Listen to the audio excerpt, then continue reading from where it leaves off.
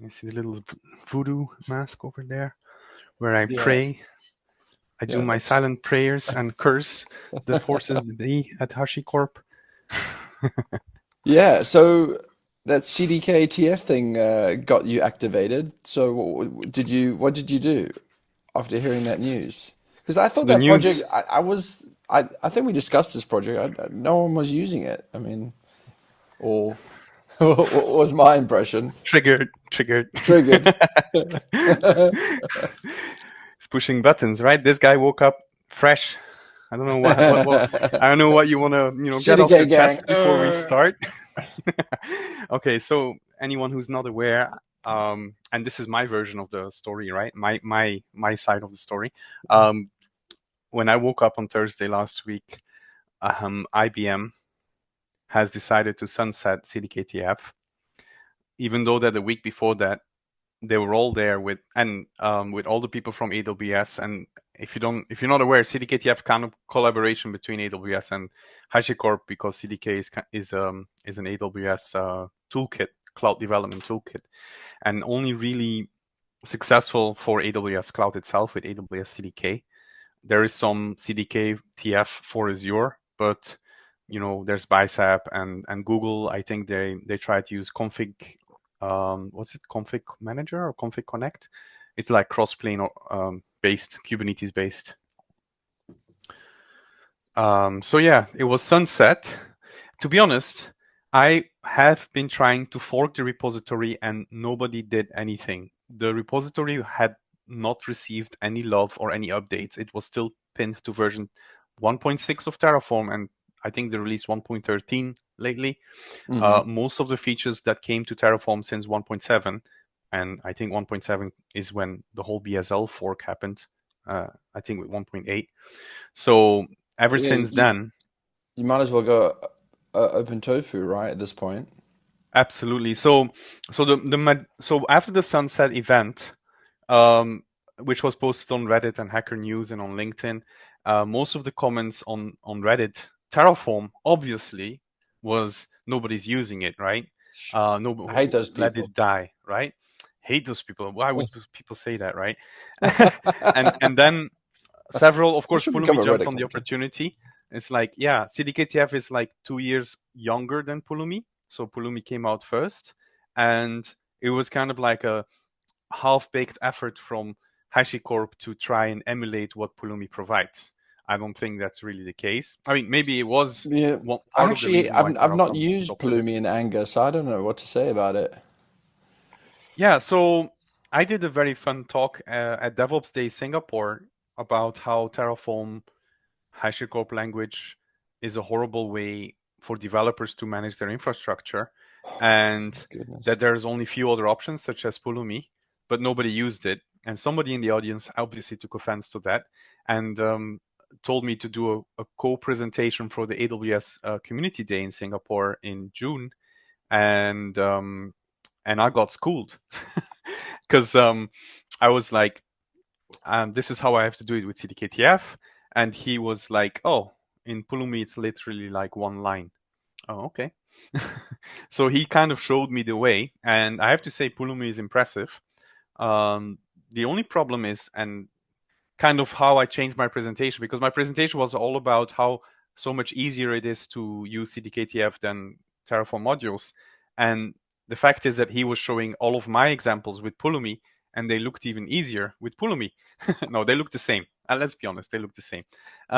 So then I changed my pitch mid presentation to basically say so many organizations have like 2 to 3 years Terraform footprint with like, known automation solutions such as Atlantis or GitHub workflows that are all built around Terraform, security scanners, all built around Terraform IAC. So it's very hard sell as a product engineer who wants to build a product and leverage, a queue and a Lambda, and the two has to be connected and you don't care how, right? And you do serverless, you're building this beautiful API gateway with all of its endpoints going through ECS Fargate containers for long running jobs or directly to Lambdas for a quick response. And you don't care to learn about 5 different Terraform modules with 40 different variable inputs and how do you Yeah. configure an API gateway, right? So for Right. serverless, AWS CDK is amazing, but try to come to your platform team and say, yes, I know you guys have this amazing Terraform pull request previews and scanning code and all this stuff, but I want to use AWS CDK. And then they have to start supporting CloudFormation, or even more, go towards them and say, I want to adopt Pulumi, and now they have to think about Pulumi into this pipeline. Although that Pulumi's strong point is that they make migration from Terraform to their cloud very easy. Obviously, they are backed by the original Terraform providers, so they have a lot of migration paths. Yeah, The only I'm just problem looking at is, Pulumi now. They seem to yeah, support every language under the sun. even YAML. Yeah, you can even put YAML as an input, and you get But infrastructure as code. so do they have tools to convert the Terraform into a Yes, they have a language? very powerful. I think they can even interact with the Terraform backend directly, right? So you can have them side by side. You don't need to migrate everything immediately. The only problem is you have to now sign a Wow. contract with Pulumi, and then you have to, So your negotiate beef that. with so the big problem with Pulumi is that it's a commercial, non-free thing, right? Well, when the BSL announcement came, basically when HashiCorp announced that the source code was available but not allowed to be used in competing commercial platforms, the Yeah. business license that they put on Terraform, Pulumi made a big announcement how they are the real free version, the real open source infrastructure as code. So I can't claim. Oh, Um, so they're open. Okay, hold on. I gotta check out their GitHub now. They're open source. yeah, and they also, another famous pro for Pulumi is that SST, which is I think originally SST, they are the people that built serverless.tf, serverless, not serverless.com. SST. Yeah, Yeah, SST.dev, serverless. right? Yeah. Okay. So the source code is Apache 2 licensed. Okay. Okay. Yeah, so But I'm guessing they have a model because I see looks like they have like a cloud yeah, UI, right? yeah. So they're like Terraform Cloud, right? They give you the ability to very quickly get started. Just sign up to their cloud and get your Pulumi code And then the written. Terraform cloud is essentially non-free, right? Yeah, Or, they or both can you use host resource your on own? under management pricing models, right? I think we talked about that Yeah, yeah. very first time back in September when there was this announcement of open Okay, so Pulumi tacos and seems stuff. to be in Yeah. a good position to deal with the CDK TF fallout then, right? Yeah, and they even have made their AWS CDK adapter generally available. So CDKTF had this in technical preview since its inception, and for 5 years it was still in technical preview until it got shut down together with CDKTF. So the adapter, basically your team can write AWS CDK code, and the adapter converts the generating CloudFormation into Pulumi equivalents, Wow. allows your teams to quickly convert your AWS CDK to Pulumi as But well. still, that doesn't sound quite right to me because even if you convert your cloud formation to Pulumi, how the hell are you gonna, you Yeah, know, it's. I think this is marketing? just marketing and just to allow people to quickly do a POC on Pulumi and then see the benefits of the cloud. I guess there is a benefit compared to CloudFormation, right? It's very frustrating, CloudFormation, sometimes when you kick off a rollout and then it gets stuck and it does a rollback and you have to wait an hour. And it's this CloudFormation all or nothing behavior that is sometimes very frustrating. The ability for CloudFormation to lose track of resources if the logical ID changes. So that's where like Terraform and Pulumi are like have advantages because of the way they track state. They allow you to more carefully refactor your state, but they don't have this all or nothing guarantee like CloudFormation, right? CloudFormation is really like a database transaction. You kick off a rollout, it's going to go through. If it doesn't, it's going to try and roll back, which honestly also doesn't always work, right? Never Sometimes there works will for be me. something blocking it, yeah, and then the rollback fails. So that's where people are like, oh, the AWS CDK is awesome, CloudFormation is horrible. And then they maybe have a lot of issues with like managing the overall team's Mm. interaction with CloudFormation stack. So Pulumi is in a really great position. They also Yeah, have SST. So SST originally serverless were built on CloudFormation and SAML. SAM, sorry, not SAML. SAM, the yeah. I'm serverless an AWS implementation. SAM guy kind of guy to be honest. Yeah, and SST was kind of like replicating SAM on top of AWS CDK. So you don't Yeah. have to work with the AWS CDK abstractions. But for example, you can say, I want Open Next deployed as serverless on top of Lambdas. So SST gave you that. It take care of everything. Like I Yeah. want an So application, right? I don't care about Lambdas I'm and all just that. clicking around. Pulumi, I guess, looks like it's done quite a good job, I'd say, on the face of Yeah. it. It's just The it's the just that the ball breaker is the fact that they will catch you in their web of cloud costs. the cloud costs. So Yeah. there's no open source There is. So cloud. there was one of the misconceptions I had as well about Pulumi was that I heard that it was expensive and you can't self-host, but you can. You can move your cloud-hosted backend to an S3 bucket, but the counter to that is then, but now you have to manage all of this cross-team role-based access control, all the enterprise features that come around Oh yeah, software orchestration. SSO and all that sort of Yeah, stuff. Yeah, so then you need to take that FinOps. on yourself. Yeah. And in that aspect, in the Terraform ecosystem, you have a lot of open source projects, right? And you can choose between Mm. Spacelift, you can choose between TerraTeam, or um, you can choose TerraMate or TerraGrund or TerraGrund Scale. So there's so many options around Terraform. And for Pulumi, you didn't have that many. However, Spacelift and others say, yes, you can also manage Pulumi with us. We're also hosting an S3 bucket and we're coupling it together with your Terraform. So yeah, that's why most of Wow. the reactions, yeah. So the let me I'm just let me just share my screen. I just want to map out where infrastructure is at then. Sorry.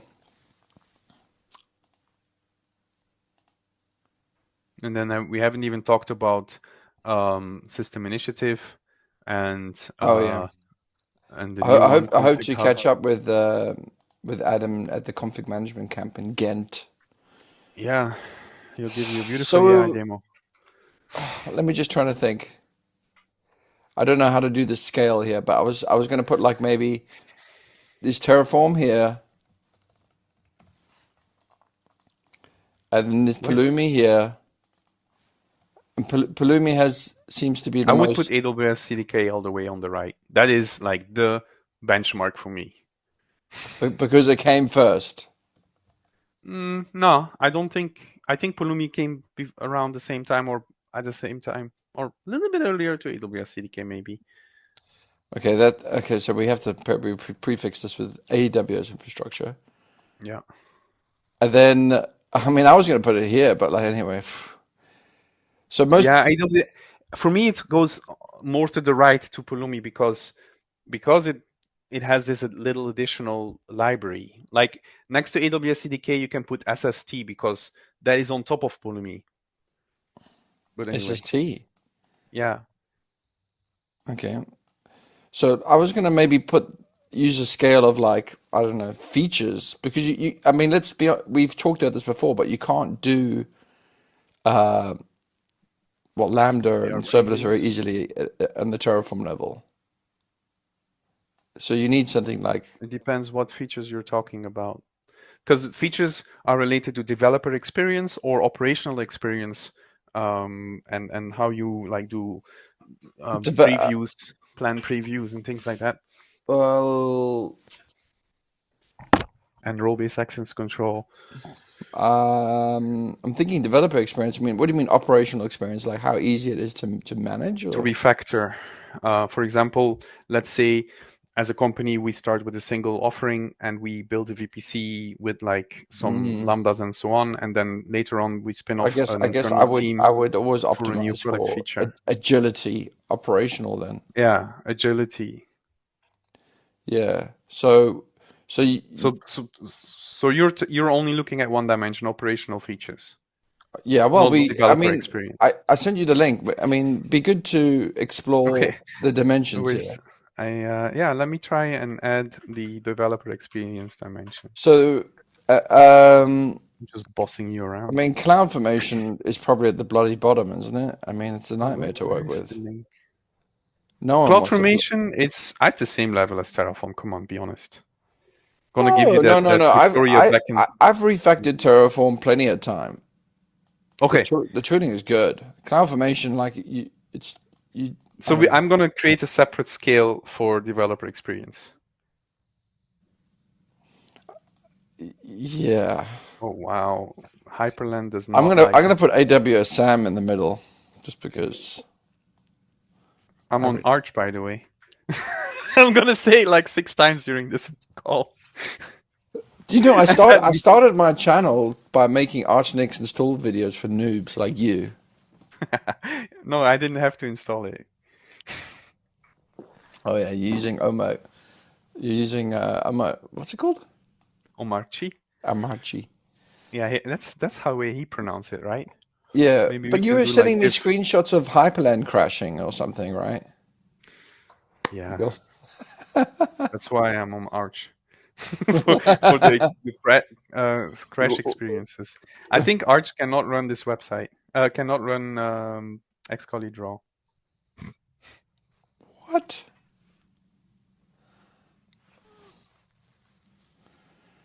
Maybe developer experience goes the other way, or I think the same direction. Well, so, okay, define developer experience. Yeah, as a DevOps engineer, you should know this. Well, Okay. Basically, we are not DevOps engineer, we are platform engineers. And one of the things that we should focus on is to provide our developers the tools so that they can take ownership on the services that they build and run in production. okay, okay. And the developer experience comes with, the easiness at which they can define Yeah, their production workloads. yeah. So my points of my points of mental reference is like, Netlify and Up Wow. Yeah. per Okay. cell and things like that. So essentially, what they need to twiddle with is a config YAML and a CLI tool or something like that, and that's it, right? That's my point of reference. Of course, so many companies just do it so much more convolute in an awkward way. Netlify. Fly.io, What did you say? You called Netlify. Netlify? Yeah, so they all work in a similar way. There's some CLI and there's some config YAML Mm. or TOML. Maybe I should do a scale for cost, like, or enterprise adoption or something like that. Because some of these This things, like Pulumi, is going to get expensive. Enterprise, I don't know So if it's. anything I select doesn't show up on my browser.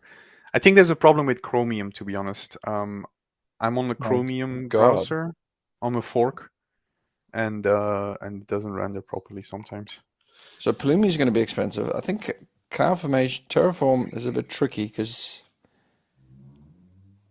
no, I mean, Terraform is good because you don't need to pay for RUM. No RUM. I think you cannot put operational features AWS SAM above Terraform, or maybe I mean, I what do love you it. mean? I love it. Because it's backed by CFN, so you must have the same problems, like losing logical ID for resources loses the actual resource ownership. Although they have added a lot of new features to CloudFormation to help you refactor your code. But yeah, the main reason there is that organizations constantly change the names.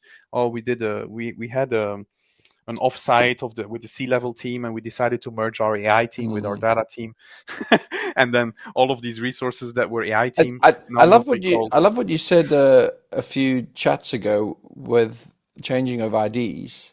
You were saying that like you should just use labels, right, to address Yeah, resources and use opaque IDs. I mean, I really that stuck with me. I need to do that more. yeah, I think so. Oh, and And I convince think people you don't have to name a bloody bucket a certain way. And that's something that CloudFormation kind of forces upon you, or AWS CDK, right? By default, it doesn't even allow you to define the physical ID of resources. And it, and then I had some colleagues, and they were like, "No, no, this load balancer has to be named exactly like this because I need to be able to find it in the Yeah, console." And I'm yeah, like, no, "No, no, no." no. Then you have to deploy the same stack twice, and you get an error because the load balancer identity, like physical ID, does already exist. Like, Mm, you know. And then I got this whole discussion with the team manager after the guy that tried to do what I wouldn't allow him to do raised it up to our our manager and then said, "Yeah, come on, Vincent, we're not deploying the same application twice in the same AWS account." I was like, "Well, yes, we are, and we are consolidating more of our infrastructure." So, okay, I mean, like, I think you're being a little pedantic. I mean, to be honest, I make assumptions right now.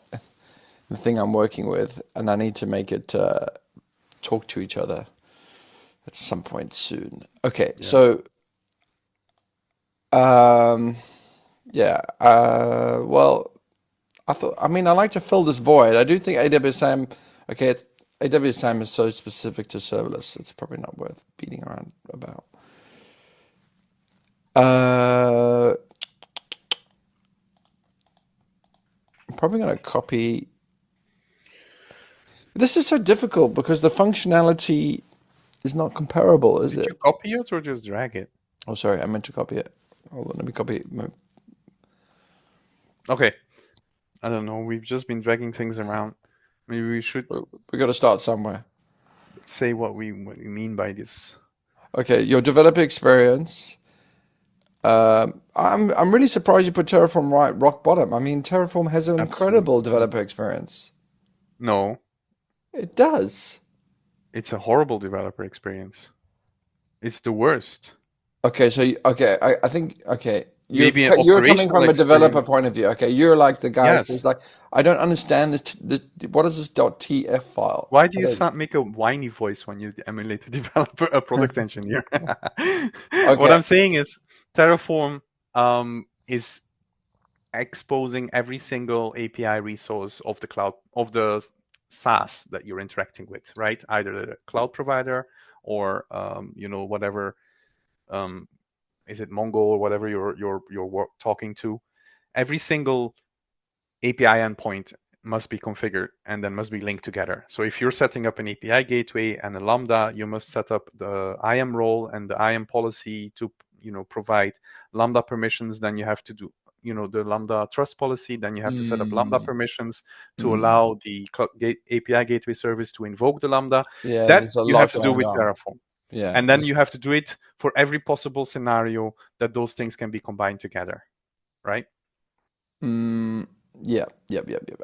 I'm So just it's I'm just trying to as a come up with the right developer, word. You have to basically manage everything, and it's yeah, as a developer, and many people always came to me when I was purely Terraform only guy, and said like, look, I'm not like you. I cannot read the API docs or the provider docs and mm, figure out how I need to connect all of these resources. mm, Let me click ops. Let me go into the AWS console, click on this, then click on that, and then mm.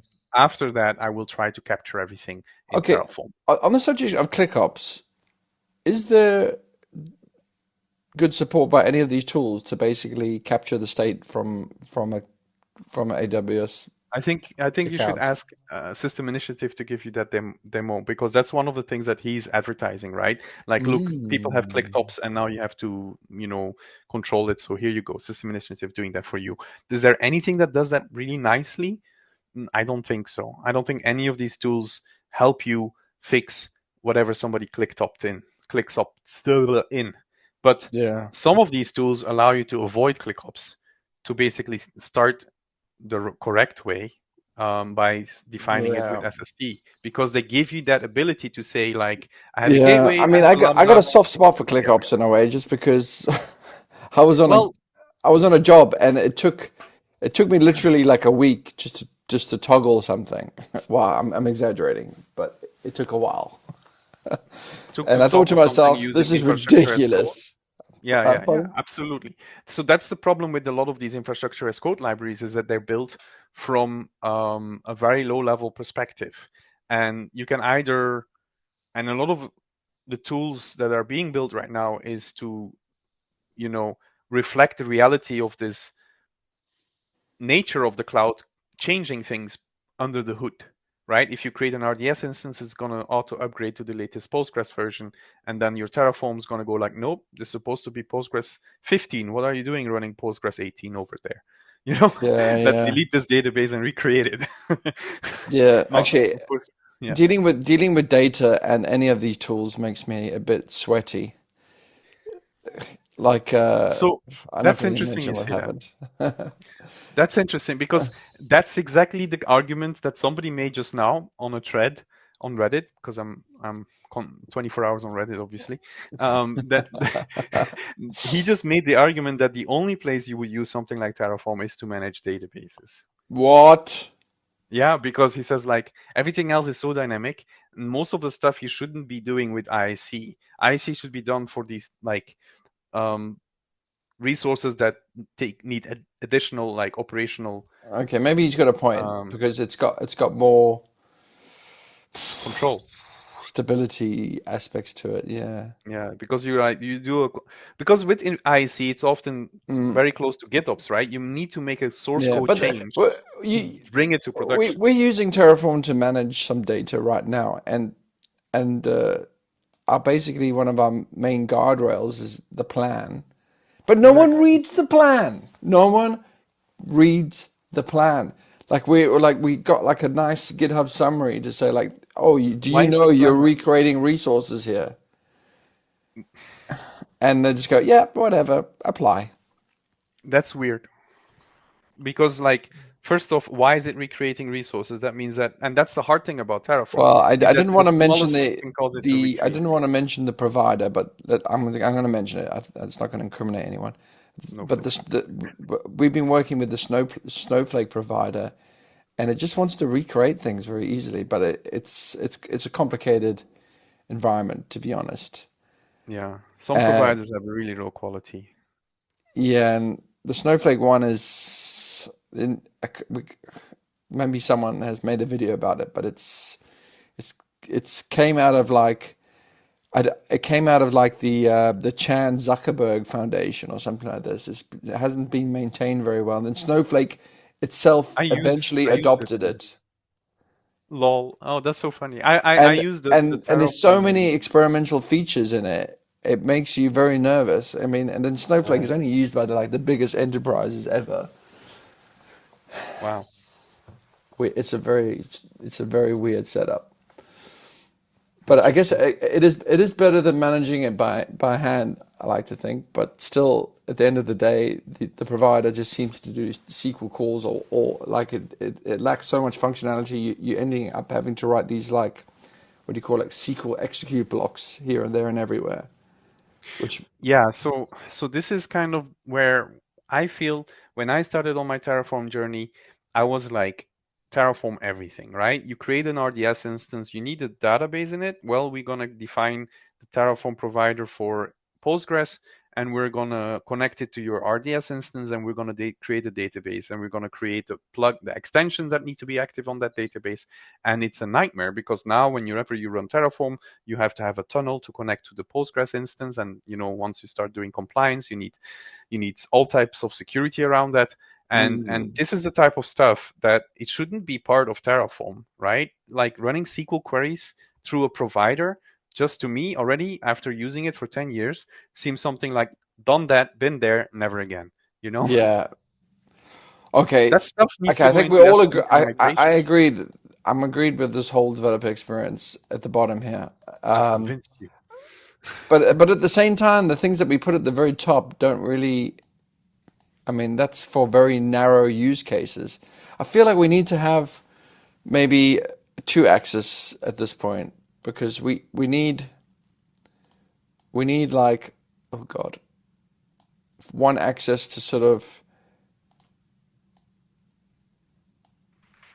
we need the vertical axis to talk about what you can do, like AWS feature But that's what then the DevX or what? scope or something. Well, like the trouble is that Versal is good at setting up a website, but you can't like run a database, or I mean, probably, I mean, maybe it does support Because databases. it is this as a higher level abstraction, right? Yeah, so I understood. So basically, it needs to go down. It needs to sink down here. So, With so Terra. you just moved my DevX scale to the right, saying feature scope, and you just. But Well, I no, no, think you're right. and then here I would say dev experience because we need to basically. Okay, we can discuss No, this later. I think your feature scope is the DevX, and your x-axis should be the operational features that we were just talking about. Okay. Because the feature Uh, scope here, like Vercel has great DevX, so it needs to go up there, but horrible operational experience such as like I need fine grained control to bootstrap a database. I can't do that because Vercel is very high level, and under the hood it's going to create some type of data store, and they take care of it, which is like the Okay. trade-off, right? Yeah, They're going to give you like three different types of data store, and you don't care how. They're yeah, just you're going to right. make You're it. right. The operational stuff comes. Yeah, yeah, you're right. You're right. You're right. You're right. I didn't even know what SST V2 is. What the hell is that? That's just serverless, isn't it? So basically, the way I understand it, because I only became familiar with SST when my friend introduced it to me.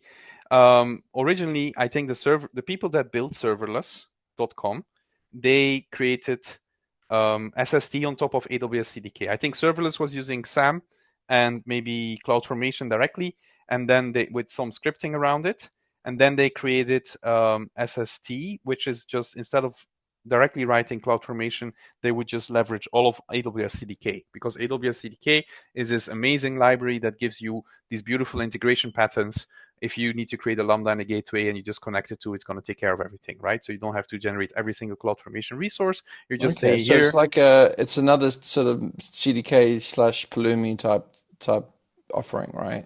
No, it's on top of. So originally it was on top of CloudFormation. Then they rewrote it on top of on AWS CDK, and then they rewrote it on top of Pulumi. So SST is like the AWS CDK L2s, but they're trying to go like Vercel, kind of in the middle. Oh, They are. oh, we don't have Pulumi on this top thing. I mean, Pulumi needs to be up here or something. I don't know. You're like. Yeah, I was trying to duplicate it, but it didn't manage to duplicate it. So yeah, Pulumi and SST on operational, I think there would be the same. Okay. Yeah, SST v1 was on AWS CDK and SST v2 is on top of Pulumi. So Gee, how do you get exposure to all this stuff, man? I feel like I'm doing a lot and I don't get to touch some things. Okay. I guess you attend a lot of talks, don't you?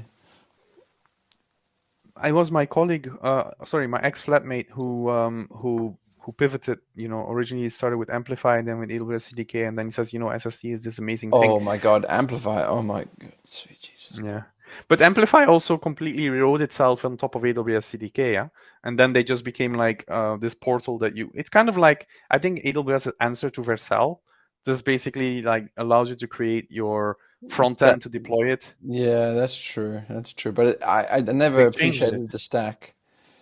Okay, Yeah, well, okay. they completely changed the stack because originally Amplify was doing CloudFormation, and now it's just doing like CDK stacks, and then it's just allowing you to manage your front-end deployments, your S3 contents and your CDN configuration from an abstract level, a bit like Vercel, really. Like Yeah, but I nowhere think near as Amplify good. is really like Vercel. No, I think Vercel is much better than Amplify. When was the last time you looked at Amplify?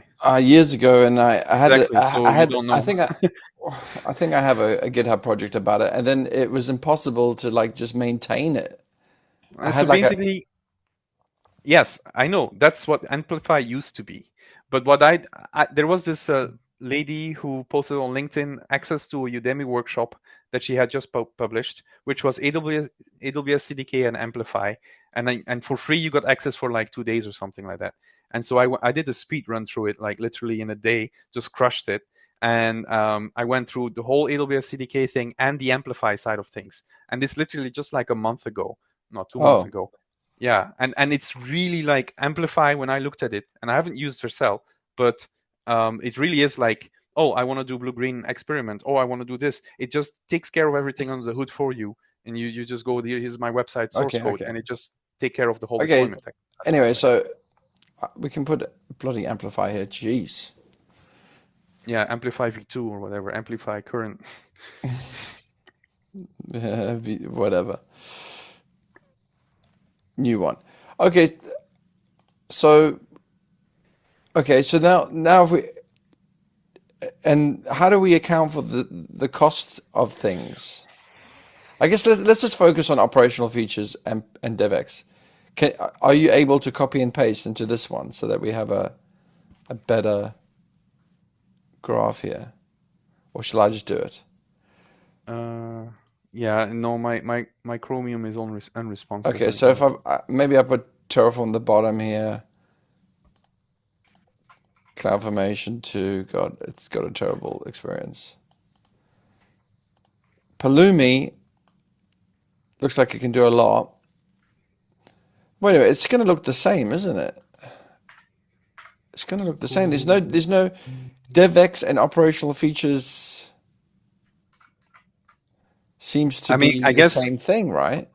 I mean Pulumi and Pulumi Cloud, I guess, and Terraform Cloud, maybe. uh, so Pulumi, I would propose in terms of operational features a bit higher than Terraform, and in terms of DevOps, kind of in the middle.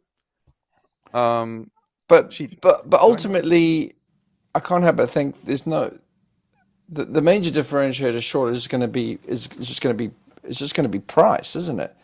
When you like if you were like like a Fortune 500 company,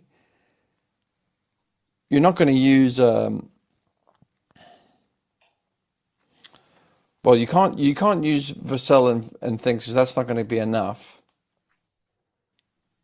and you're not going to use AWS CDK and Terraform is as we know limited.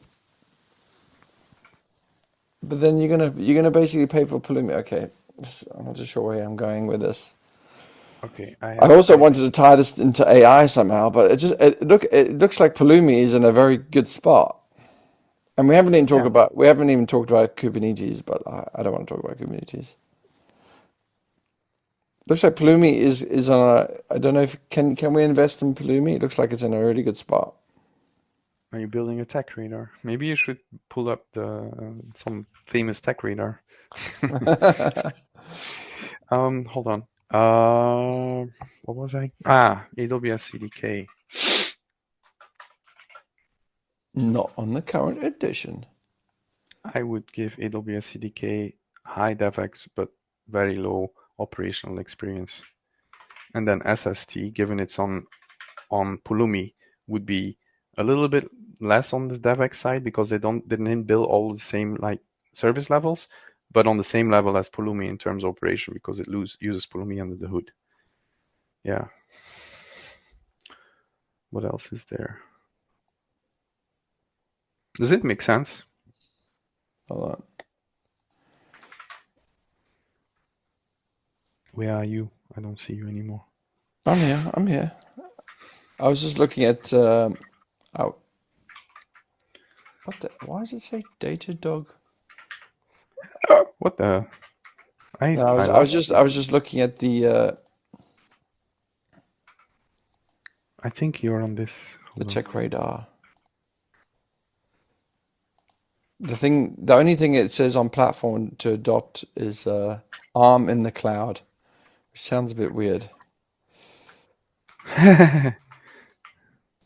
Sometimes I wonder if these people that make those tech radars really know what they're talking about. I don't know which one you're looking at, but like I'm just guessing. Now, uh, okay, let's tie this back to AI. So we just riffed about how Pulumi and SST is in a good spot. We should put system initiative somewhere here, right? Maybe you can take this slide back when you talk to Adam from System Initiative, where you would Yeah, put it I mean, then. I'm not that happy here, but like, okay, what? Okay, say you're the what do you call it? The chief technology officer of a big company that had a whole bunch of AWS accounts. Let's Only say AWS. it's only AWS, just to keep the conversation sane. Yeah. How would you begin to manage it?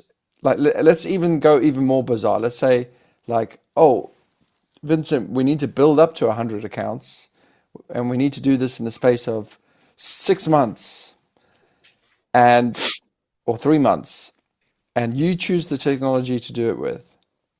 Can I assume that Vincent would choose Pulumi? And there's no budget.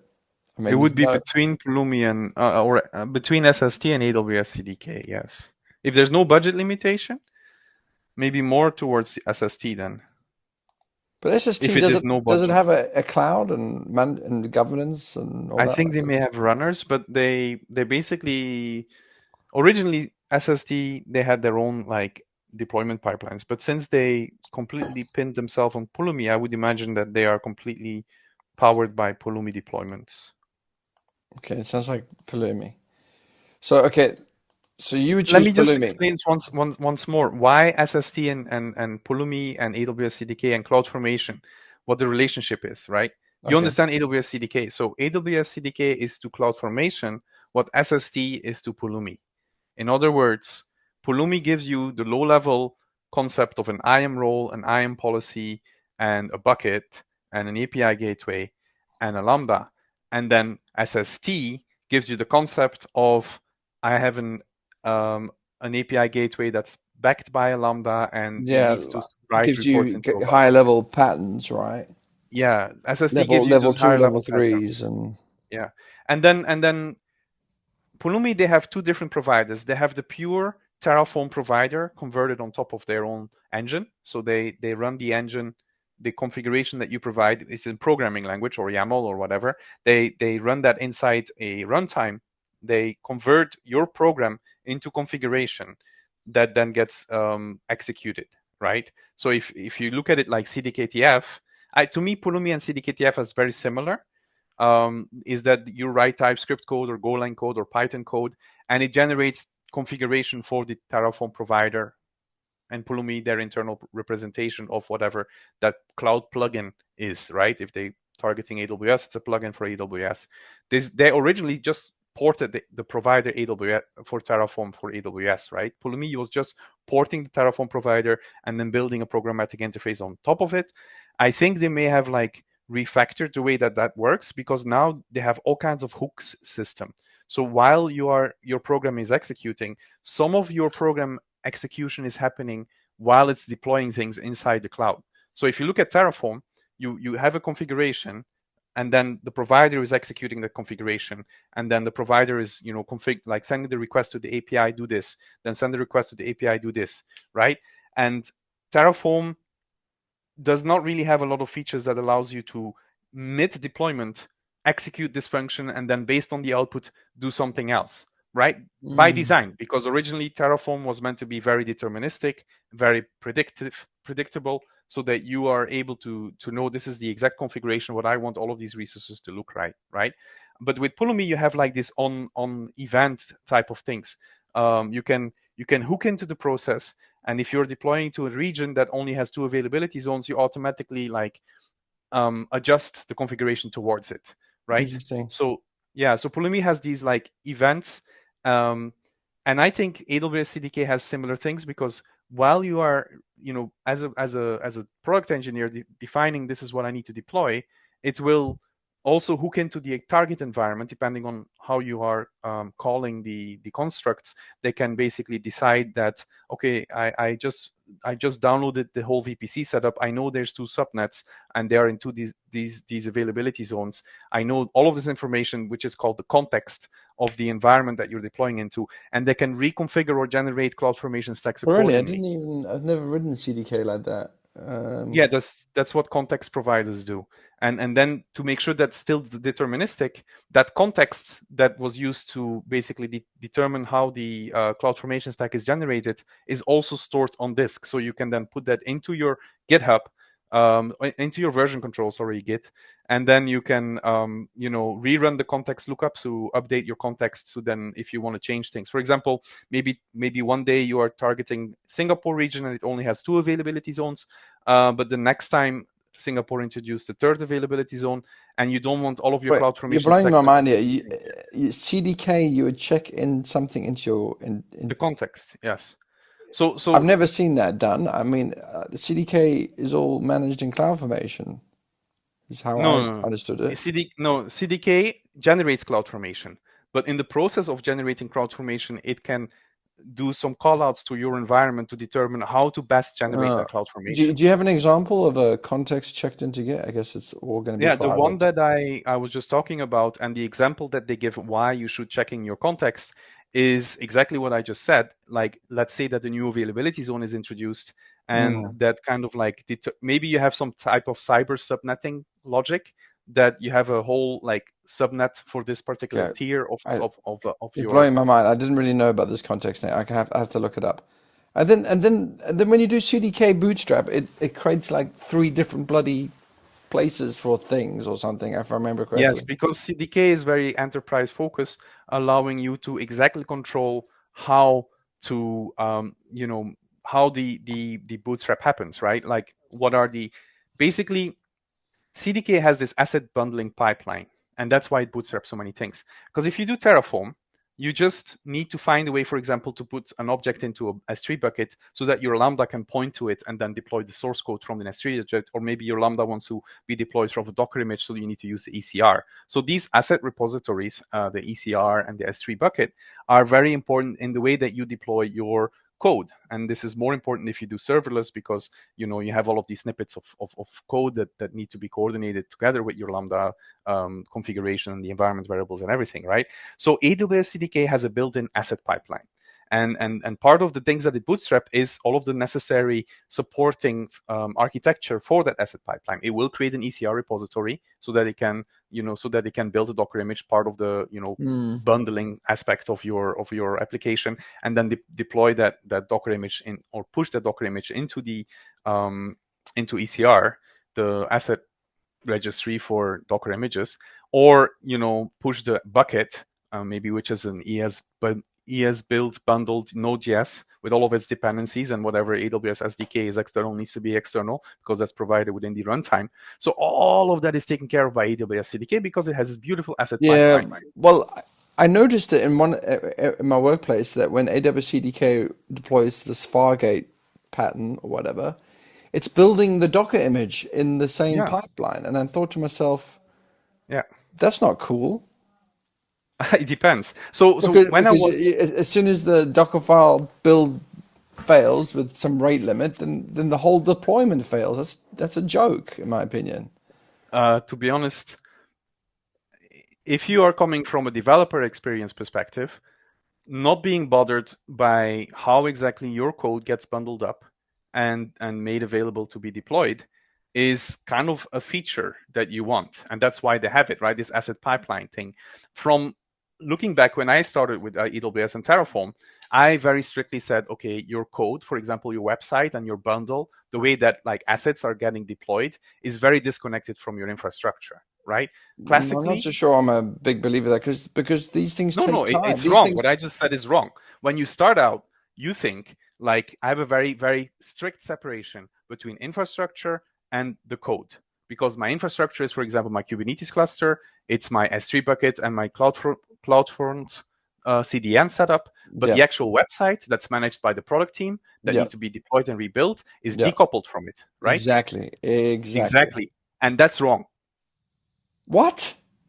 Absolutely wrong. Because if you're doing actual DevOps culture, a two-pizza team where you have site reliability engineering as part of the product team, the whole deployment process belongs to the product team, not to the infrastructure team.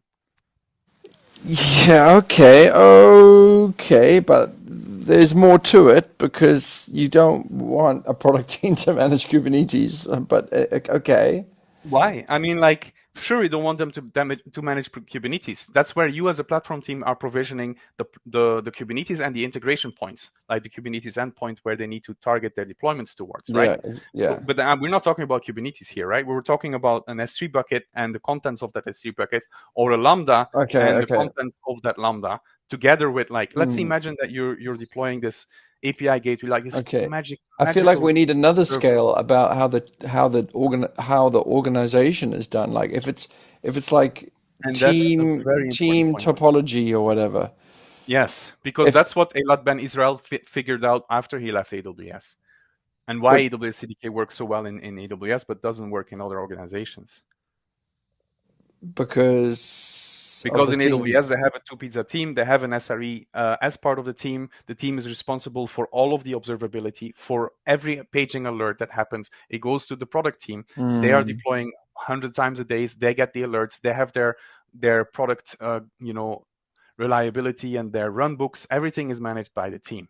But in a lot of organizations, there's still a very strict separation where you have a security team responsible for the IAM roles, another team responsible for other things, and that's where team topologies are then making it I'm obvious that almost you want. yeah. I mean, to be honest, I'm been working with strict separation, separation of duty type outfits for like a decade now. So I'm pretty like I don't know how to describe.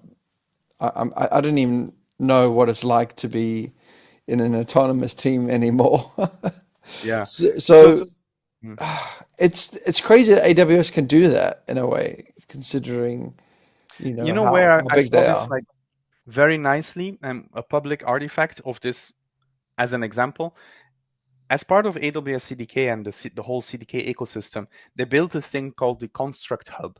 So the Construct Hub, or if you go to construct.dev, I think it is a place that you can find every single construct that was built. And remember, constructs are usually, L2s or L3s built by the community.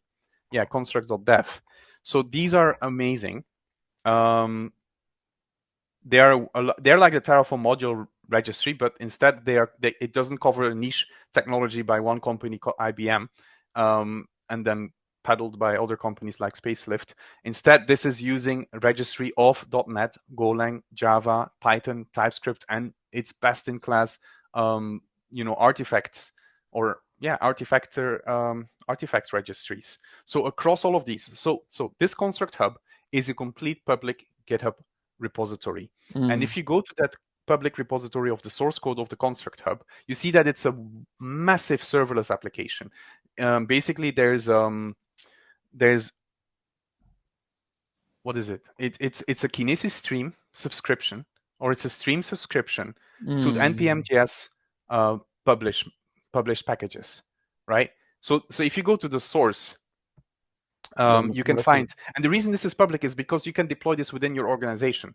So it tells you exactly how you can operate this within your organization. For example, you have your own private registry of npm, your own .NET registry that you don't want to be public, and you want to make this Construct Hub available within your enterprise. You can do that, and it has documentation with guidebooks, exactly what is the alert that's set up. Like there's a backup bucket in a separate region. So if a region is down, all of your registry downloads are still available in a separate region, and this is how you do a failover, and this is how you do that. These docs are amazing. So when I saw this, I was like, now I understand how a product team can build something and has like very detailed runtime guidelines on how to observe and react to alerts and why that alert Mm, exists, because it creates all of the CloudWatch alerts. It tells you exactly why the alert is triggering and how to handle that instance. So that's on mm. one side, like a two pizza team. You want to see a beautiful implementation or a product delivered by a two pizza team, you look at the Construct Hub. I Yeah. looked at it, it was amazing. So I mean, these people, the two pizza team has to be like super mature to take on all this Yeah, this responsibility, I suppose. But yeah. meanwhile, most companies are designed to silo responsibility for lots of And good that's because reasons. once you start talking about compliance and those initiatives, then now you need to align and you need to like do across all of your teams. You need to make sure that the technologies they are using are similar, so that you can push through huge initiatives. If you have one team doing it like this and another team doing it all on Google Mm, Cloud, it's extremely difficult to get like compliant. And I guess like AWS is really good at that as well. But most enterprise main you know business is not about doing all of that, right? I mean, AWS is a company providing cloud services, and they are building cloud services, and they have a great team to build cloud services. So that makes sense. In most companies, the DevOps type of initiatives are part of an operational team that is short-staffed and that needs alignment across the teams and centrally controlled. And that's where team topologies come in, right? Yeah, Once DevOps becomes your which bottleneck. tooling by that explanation would they gravitate to, in your opinion?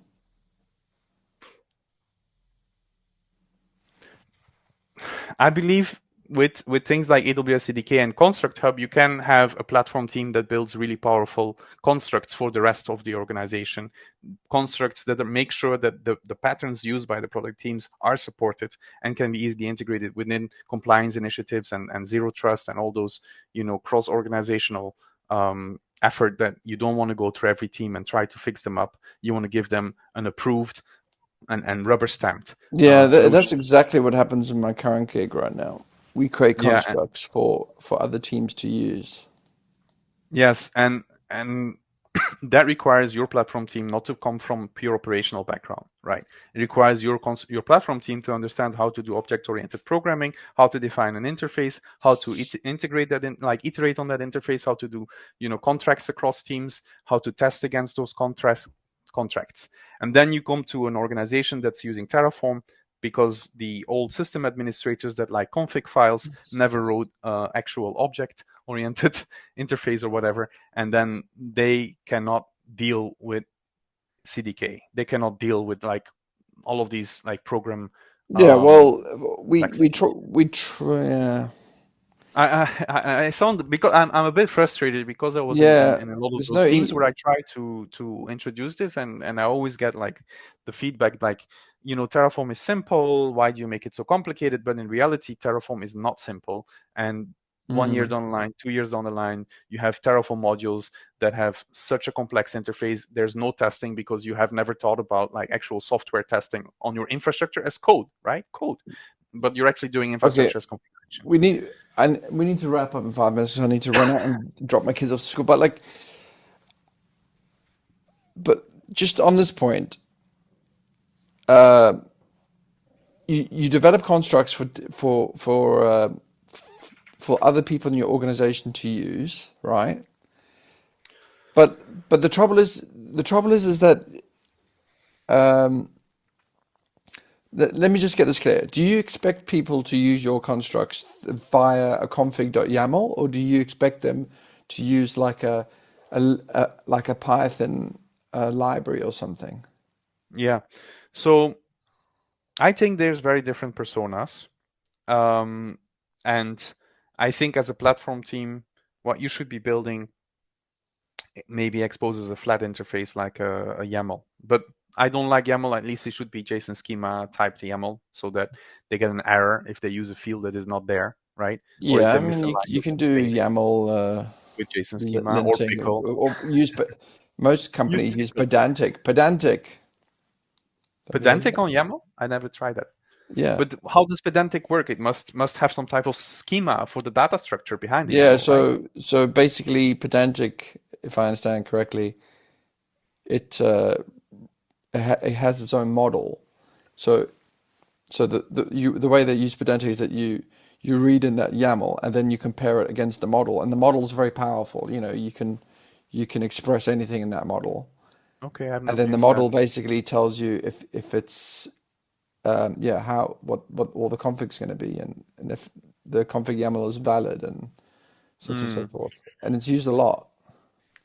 Yeah, so what the way I handled like the problem with YAML, with it being so unstructured, is that we used YAML often as an input for generating well, if you put it on top of Terraform, you can do the Terraform plan preview to see how messed up you did when you Yeah, upgrade to it, but right? it sounds like such a this whole area with the government. Okay, I do want to bring this back to.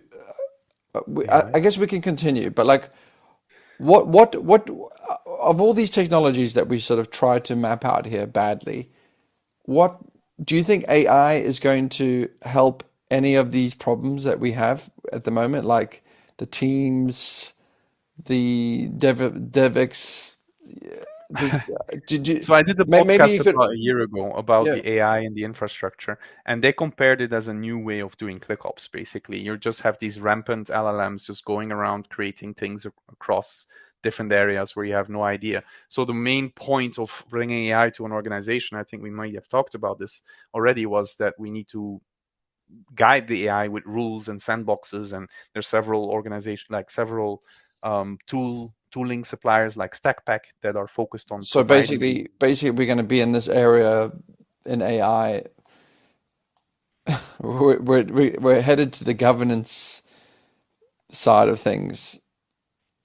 No, uh Yeah, I mean, in a way, it's like you see what Cloud Skills is doing, and now Kiro Superpowers. It's all about giving the LLM directions, right? And right now they're generic, but I'm sure a lot of organizations adopting AI are creating internal rules, right? They're saying, okay, if you're using cloud, use our rules, use our skills directory internally within our what organization. kind of rules would there be? Like use If you want to Fargate. deploy, the integration points for a VPC are in this repository. Don't create a VPC for scratch. There's an existing one, and this is how you find the Hmm. information about it, right? Our ingress is handled through our CDN layer, and we must follow these rules, so on, right? Like the platform team are here. This is the registry where you can find information about the different integration points. As a product team, you're going to have to integrate into the platform team or the cloud Yeah, yeah. I mean integration. that makes sense, but like, I'm just thinking aloud that how is this actually governed? So you have the rules, and like say a product team. Oh shit, I need to go. But okay, we need to pick up here. We need to pick up here about how AI is going to work in a typical organization. Why did we end up talking about this? Because you asked me about CDKTF, Yeah, and I just went on my classic rant. yeah. We can reflect. Okay, I'll catch up with you in a bit. Probably Uh, tomorrow. All right. I'm, yeah, tomorrow because in a bit I'll also be on the road. Okay. So Okay. Good one. Thanks, Vincent. Bye.